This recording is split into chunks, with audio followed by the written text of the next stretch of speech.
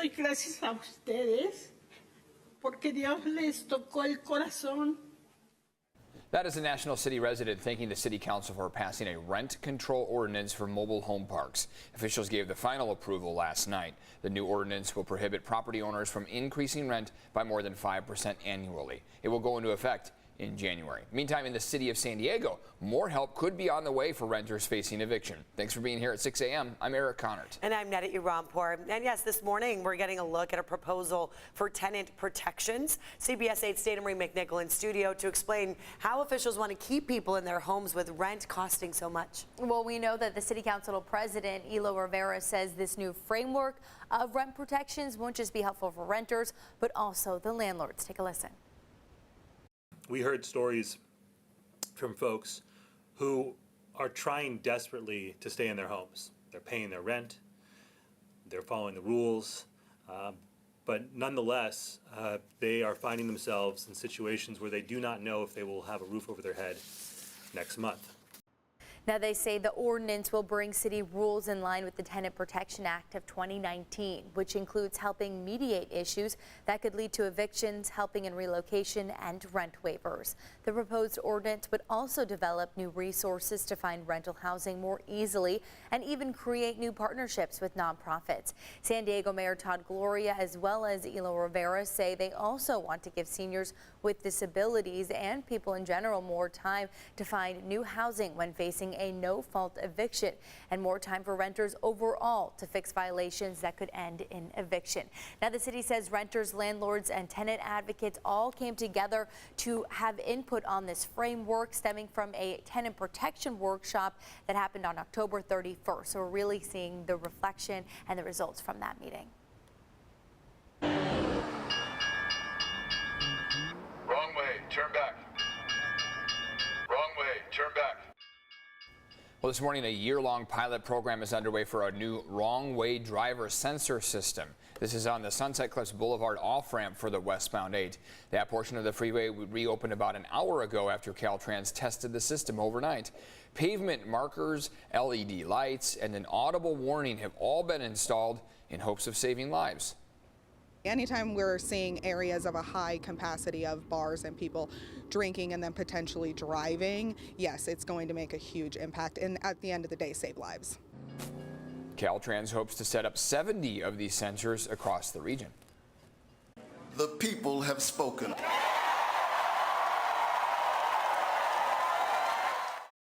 CBS News now projecting Democratic Senator Raphael Warnock has defeated Republican Herschel Walker in the Georgia runoff election.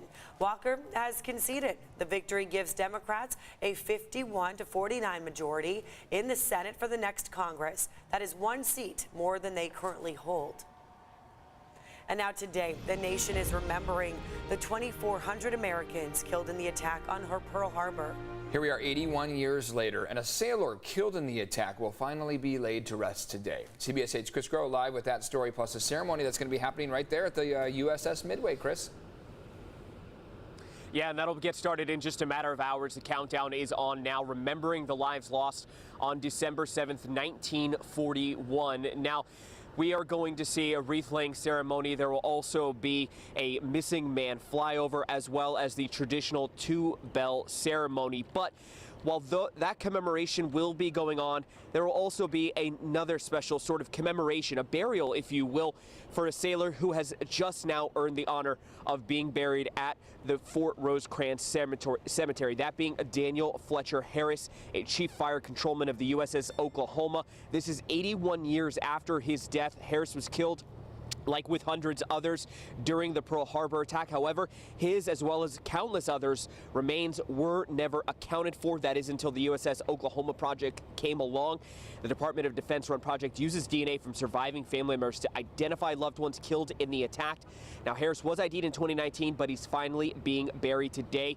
He was stationed at Naval Training Station San Diego 1937, then assigned to serve on the Oklahoma. He actually still has family here in San Diego, and that ceremony will be going going on later today. But what's so interesting again about the USS Oklahoma project is that from 2003 to 2020, nearly 300 other remains have been ID'd from that ship. 429 sailors, though, were killed aboard the USS Oklahoma on December 7th, 1941.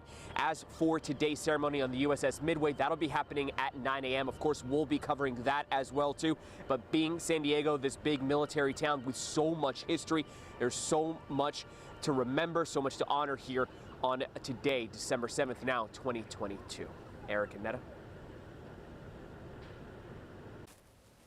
All right, Chris Crow, thank you very much for that. And now today, take a look at this flyer right here. Students at UC San Diego rallying in support of people fighting for freedom in Iran. The community is welcome to attend this. This all comes as universities all across Iran plan to demonstrate against the country's government. Nearly 3 months after the death of a young woman, Mahsa Amini, who was in so-called morality police custody. Organizers for this local rally want the U.S. to break ties with Iran's current regime.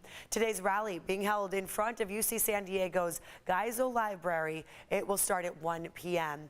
Meantime, Mahsa Amini, whose death sparked the protests in Iran, has been named one of the world's most powerful women, this by Forbes. The 22-year-old died back in September. She was arrested for reportedly wearing her hijab incorrectly, her headscarf.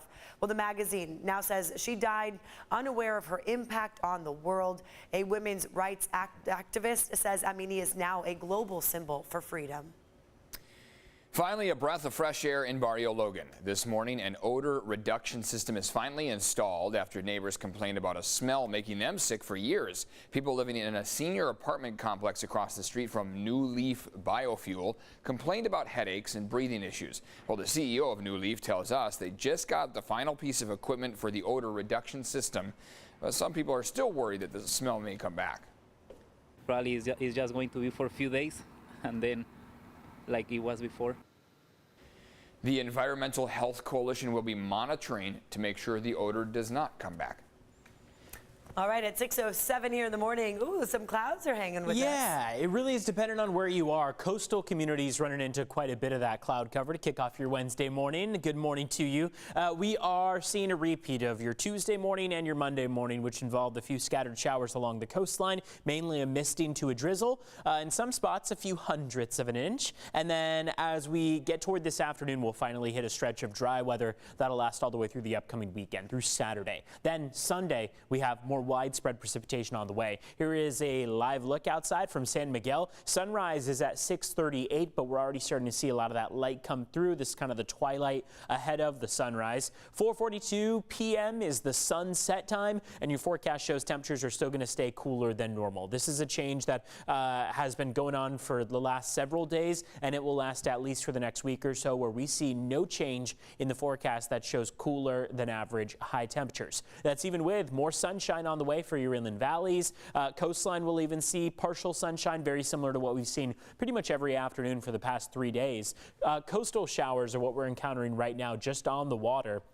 A lot of those showers look like they could absolutely push onshore into the next hour or two. So Oceanside, Del Mar, for example, seeing this cell develop right over the coast. And that means that, yes, we can pick up on a few hundredths of an inch, up to maybe a tenth as our grand total. Beyond that will be dry, and it looks like the bigger picture across the entirety of the bite from Santa Barbara all the way down through San Diego shows the LA area moving toward Orange County is also seeing some of that shower activity.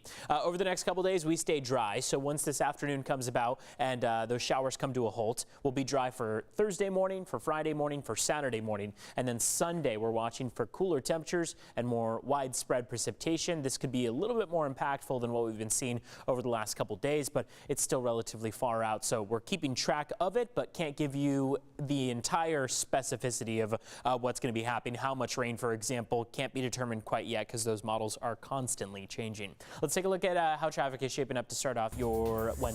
So far, we are very light on the roads. No major crashes or collisions, as you can see. We will be keeping track of this. Head to our website, cbs8.com/traffic. It's also got the latest on your drive times.